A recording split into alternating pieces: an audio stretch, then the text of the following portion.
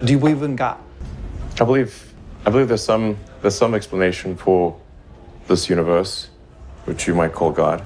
Curiosity is very eye-opening. It drives us to challenge everything we know, and no one exemplifies this more than Elon Musk. Everyone knows Elon Musk is a man whose life has been very influenced by the Bible's teachings, but now he is exploring and talking about original writings that have been hidden from the Christian church for millennia. What were these original writings, and how have they changed Elon's perspective on the Christian faith? Join us as we go back in time to examine all he has said and learned about the original Bible. The earliest Christian writings. Although it might sound shocking to you, the idea of an original Bible getting lost in history is nothing new. Being the avid reader who loves to learn everything about what he believes, it is no surprise the famous tech billionaire who once made waves by identifying as a Christian in an interview with Jordan Peterson is now looking into aspects of the religion that have been ignored and rejected by Christians for almost 2,000 years. This talk of an original Bible came at an interesting time when Jordan's new hit Bible series, The Gospels, was just starting to make waves on the internet. And according to the historians they discussed with St. Paul, the man who wrote almost half of the books of the New Testament was executed by Emperor Nero in 65 AD, barely 30 years after the death of Christ. This effectively means that all his letters were written before then, and with some of them quoting and paraphrasing sayings from the Gospels, it is safe to say those books were already written and widely distributed as well. But here is where it gets interesting.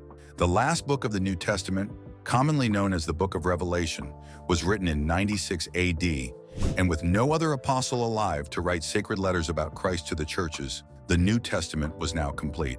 From then on, many ancient Christian scribes and scholars worked hard to gather all the writings and keep them safe. But the original scrolls couldn't last for long, and many churches needed all of them at once. To address this, they made thousands of copies of the New Testament and distributed them to the different churches. Keep in mind that this was a difficult time when nobody was sure of what books to include in the Bible, as many widely distributed writings on the life and teachings of Christ look suspicious.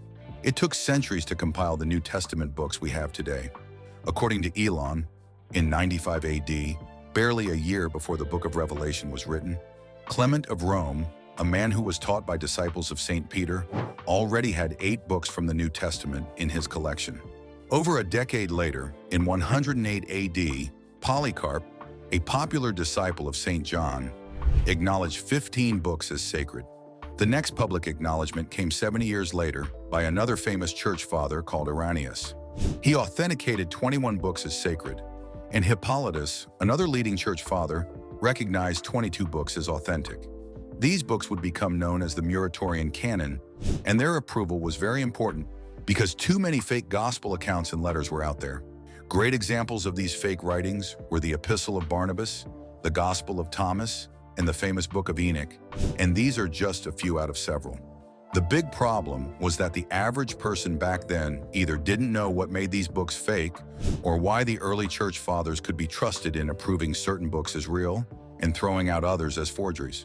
Because of this, Elon points out that there was rising chaos and division on which books were original and which ones weren't, marking the first time in history when the idea of an original Bible came up. Realizing how growing division could potentially end the religion, Eusebius, the famous historian and bishop of Caesarea, wrote large books about Christian history and how the widely accepted books came to be. To prevent more confusion, he divided the books into 3 groups he called canonical, disputed, and spurious. The canonical books were the ones that were approved by the earliest church leaders who met eyewitnesses of Christ and the apostles. The disputed books were approved by only a fraction of the earliest church fathers, and not everyone agreed on whether they were real or fake. Among these writings were the 3rd Epistle of John in the Book of Revelation, and the spurious books are the ones that were exposed as fake by the earliest leaders of the church who knew the apostles. Eusebius wrote all about this in his famous work, Ecclesiastical History, an ancient book Elon Musk claims he has enjoyed reading in recent weeks. Thanks to Eusebius' work, there was less confusion on which books were real and fake, and more clarity was brought later on by Saint Jerome, the man known for translating the sacred writings into the common language of Rome. Jerome was from Bethlehem, and with many years of experience with translating the scriptures, the books he approved would become the same collection we have in our Old Testament Bibles today. But here is the twist. Constantine and the Church Council. From St. Peter's first arrest in late 33 AD up until the early 4th century, the Roman Empire had caused a lot of trouble for Christians, and many attempts were made to tamper with the original collections of the sacred writings. The first major persecution happened under Emperor Nero, a man who blamed the Christians for all the problems Rome was facing at the time, including the Great Fire that destroyed many crops and buildings. The inferno lasted for almost a week, destroying everything in its path before they could bring it under control. Christians were blamed for this disaster, and as a result, they were arrested, tortured, and killed in horrible ways. On top of that, many of the sacred writings were found and destroyed, with the same thing happening again under Emperor Decius and Diocletian. They ordered the destruction of all scriptures. The destruction was so immense that many historians believe that was the moment when a lot of the writings got lost in history as a part of an original Bible collection we no longer have today. But a big moment came on July 25th in 306 AD, when Flavius Constantius, a famous ruler at the time who also opposed Christianity, died from an unknown illness. His son Constantine was declared the new ruler, but he only ruled a section of Rome, with the 3 other parts ruled by different leaders. But Constantine wasn't satisfied with ruling just one part of the Tetrarchy. He wanted to rule every part of Rome. The problem was he wasn't the only one who wanted to become the supreme emperor, as the other 3 leaders were already fighting among themselves. The biggest contender among the 3 was Maxentius, who ruled a big chunk of Italy. And in 312 AD, Constantine faced Maxentius at the Milvian Bridge, and what happened next was unbelievable. The night before the battle began, Constantine had a dream, and during this experience, he looked up to the sky and saw a cross of light with these famous words, "By this sign you shall conquer." The cross had become a famous Christian symbol at that time, and believing he was being instructed by the Christian God on how to win, he told his soldiers to paint the cross on their shields. Constantine was confident he would win the battle by using that symbol, and the struggle began shortly after daybreak. As expected, the battle was fierce, but despite the odds stacked against them, Constantine's army eventually overpowered their opponents. The battle ended on October 28th, when Constantine chased Maxentius to the Tiber River, where he drowned while trying to escape. Believing it was the God of Christianity who helped him win, Constantine became a Christian and made it legal to become one by the following year. This new policy saved many Christians from getting killed, and it became known as the Edict of Milan.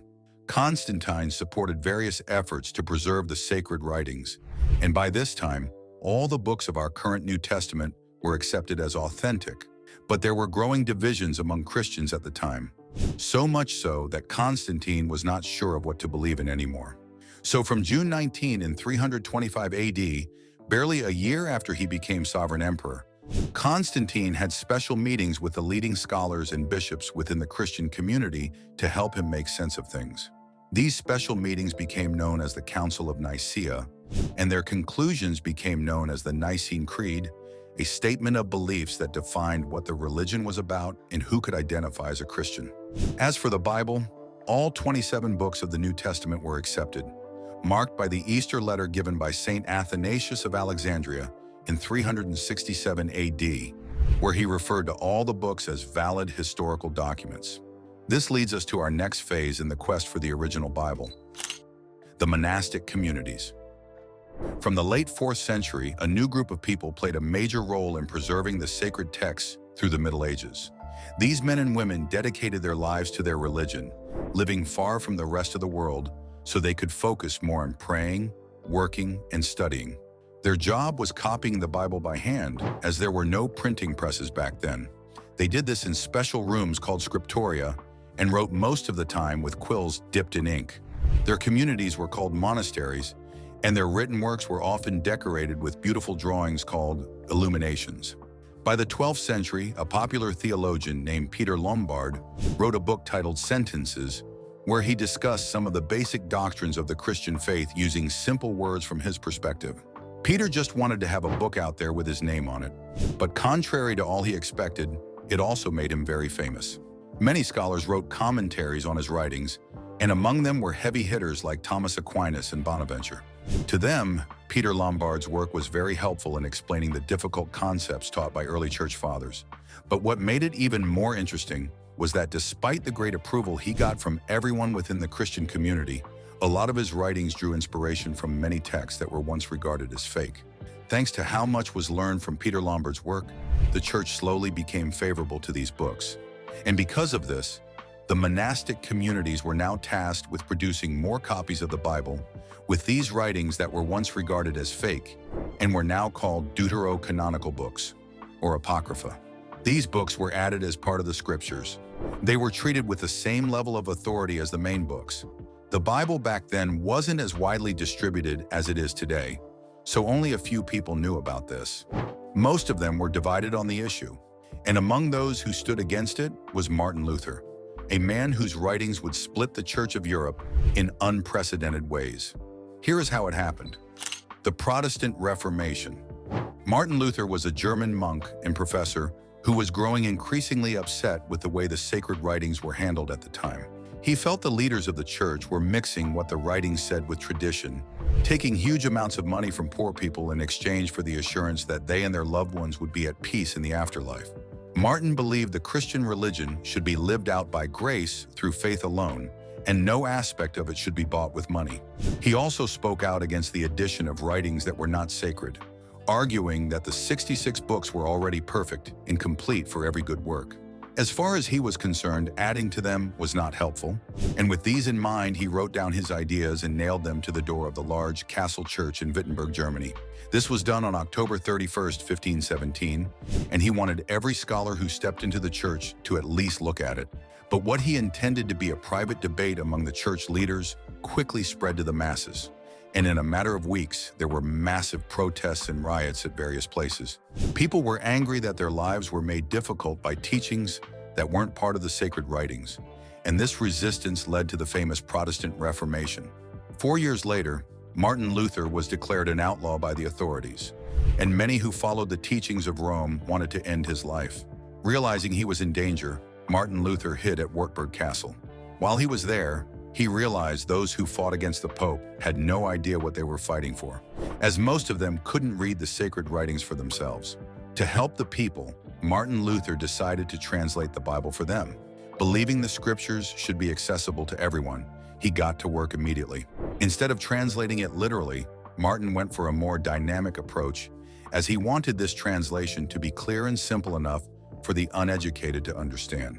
By late 1522, he had completed the New Testament and made it available for everyone to read. The church leaders were against this because, as far as they knew, allowing average people to read the sacred writings for themselves would only lead to chaos and disorder. Martin saw where they were coming from, but believed it was worth it, and by early 1534, he had translated all 66 books. Despite his earlier convictions, he also translated the deuterocanonical books, but kept them under a separate section after the Old Testament, stating that they were helpful but not foundational. His writings spread across Europe as soon as they were released. At that time, not many people could read and write, and they relied on those who read it out for them. But with Martin insisting that his Bible should be made available for everyone to read for themselves, many people eventually learned how to read so they could understand the scriptures for themselves. Thanks to his efforts, literacy and education grew rampant across Europe, and the leaders of Rome couldn't take it anymore. Martin had to die as an example so the people could listen. But unfortunately for them, he was always protected by powerful politicians like Frederick the Wise and Elector of Saxony, both of whom enjoyed his writings and learned a lot from him. Elector even gave him a safe home to stay in and work from with everything he needed at all times. Sadly, as we shall see, many of his followers were not as lucky. John Drac, a man who echoed many of the teachings he learned from Martin Luther, was expelled from the church while his followers were publicly executed. Michael Sattler, an Anabaptist leader, who also believed the sacred writings were tampered with, was beaten and executed, while William Tyndale, the man known for translating the Bible into English, was publicly burned at the stake. Shortly after Tyndale's death, there was a renewed interest in biblical history, and in 1536, another famous reformer came to the limelight. His name was John Calvin, and he wanted to explain and defend the Reformed Church, especially its growing hatred for the deuterocanonical books, that were still held as sacred by the Church of Rome. He did this through the release of his famous book, Institutes of the Christian Religion, and it got popular enough to form a new movement among Protestants known as Calvinism. While the rest of the church saw only the 66 books of the Bible as sacred, Calvin's followers, now known as Calvinists, called them inerrant, implying that the books were perfect and complete with no errors at all. While other movements among Protestants said the deuterocanonical books should be treated with respect, but not at the same level as the other scriptures, Calvinists insisted they weren't sacred at all, and only the 66 should be treated with great respect. Calvin was hostile to all beliefs that implied the 66 books weren't complete. He didn't like the idea of an original Bible with books that had gotten lost in history. He also believed the 66 books weren't just historical accounts, but were breathed out by God and written by men. Though these beliefs sounded wild at the time, the influence it had was undeniable and was most apparent when the British Informed Bible Society decided to stop including the other books in the Bibles they printed from 1826. Now this is where it gets wild. The Dead Sea Scrolls. Sometime in the late 40s, a young shepherd living near Qumran, a region south of Jericho, was looking for his lost goat. He searched everywhere around his home but couldn't find it. Not long after, he came across a cold, dark cave close to the Dead Sea, and wanting to be sure no wild animal was in there, he threw a stone inside and heard a strange sound. Instead of a roar, what he heard was a faint crashing sound, like a broken clay pot. Wanting to know what it was, the young man bravely walked into the cave and found multiple clay jars with very old scrolls inside. He reported what he found to the authorities, and soon enough, they discovered many more scrolls that were hidden in more caves across the coast. The scrolls were over 2,000 years old, and they were early copies of the Hebrew Bible with every sacred book except Esther. But that wasn't the amazing part. These copies of the scriptures, despite being much older than the scrolls most of our modern Bibles were translated from, were over 95% identical with our modern translations. The remaining 5% were mostly spelling errors, too insignificant to affect the core meaning of the text. The scrolls were written in Aramaic, Hebrew, and Greek, and also included additional rules, hymns, and commentaries on all of the books. Another interesting fact was that some of the rejected books of the Bible were also found among the scrolls, including the book of Sirach and the Epistle of Jeremiah. This discovery brought back interest in the subject of what books might be part of the original Bible, as the Dead Sea Scrolls prove that ancient Jews also saw the rejected books as sacred, but to this day, these books continue to be rejected by the Protestant Church, and that leads us back to the elephant in the room, the original Bible. 1 out of every 3 people today identifies as Christian. The Bible is available in multiple languages. Over 400 translations of the Bible are in English, directly adapted and revised from over 20,000 ancient scrolls uncovered in recent times. With that said, it's a huge surprise that Christians are still divided on what books should be regarded as sacred. Most Christian scholars would agree that the rejected books of the New Testament were all fake.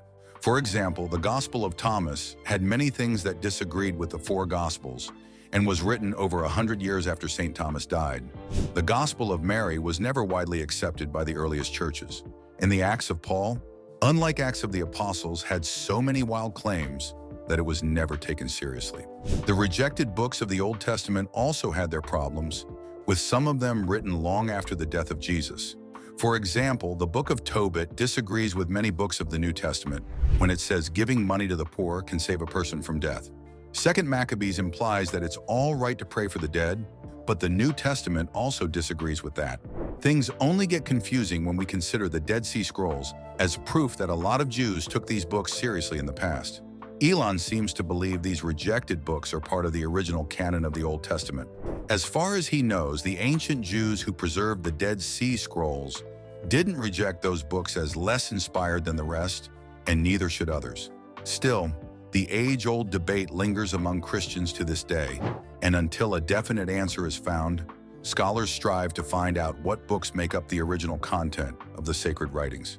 So what do you think? Are the rejected books of the Bible authentic, or should Elon just get a new hobby? Let us know in the comments down below. If you enjoyed the video, make sure you like, share, and subscribe. Also, click the next video shown on your screen. You will enjoy it.